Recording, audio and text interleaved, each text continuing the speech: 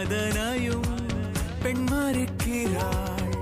வீரம் தன்னோடும் வாழும் என்றேதான் திரைகளை பெண் கிழிக்கிறாள். தானே தன்னை செதுக்கும் சிற்பியாக துணிந்தாள். பழையதை தள்ளி